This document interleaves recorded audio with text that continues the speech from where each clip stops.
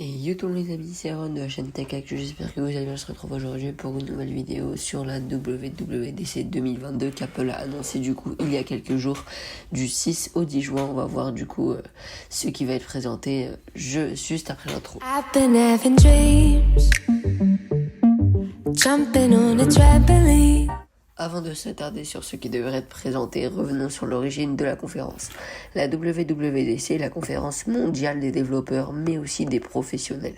Cette conférence dure une semaine et mettra en avant chaque jour des studios de développement et des nouveautés pour le développement d'applications.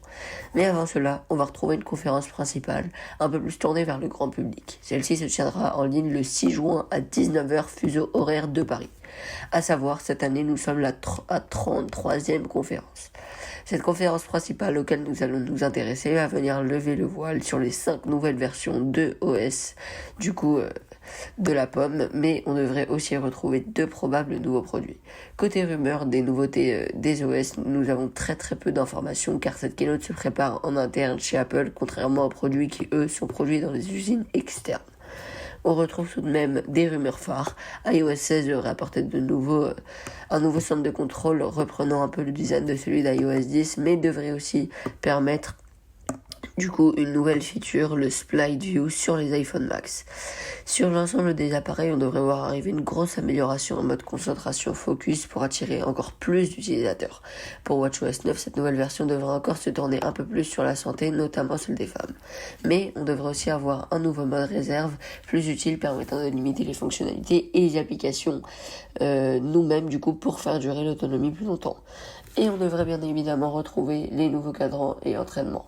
Pour finir avec le système d'exploitation, iPadOS 16 et macOS 13 devaient apporter une meilleure synergie entre iPad et Mac sans que l'un remplace l'autre. Côté produit, on verra le nouveau Mac Pro comme Apple l'a déjà prévenu lors de la keynote de mars. Celui-ci va se montrer encore plus puissant que le Mac Studio. Il devrait regrouper 4 puces M1 Max ou 2 M1 Ultra. Dans une nouvelle puce M1 Ultra Max. Teaser depuis des années, le casque de réalité augmentée virtuelle ou peut-être de réalité mixte devrait arriver chez Apple. Nous ne sommes pas encore certains qu'il sera présenté ce soir-là et qu'il sera disponible à l'issue de cette conférence-ci. On s'attend plutôt à une présentation ce 6 juin et une sortie lors de la keynote de la rentrée 2022, afin de laisser le temps aux développeurs de créer le nouvel OS.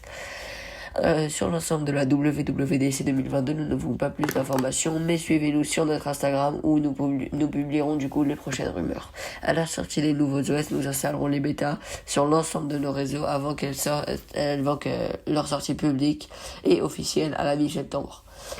Donc voilà, j'espère que cette vidéo vous aura plu. N'hésitez pas à vous abonner, à liker, à partager. On se retrouve dimanche prochain pour une nouvelle vidéo. La la la la la.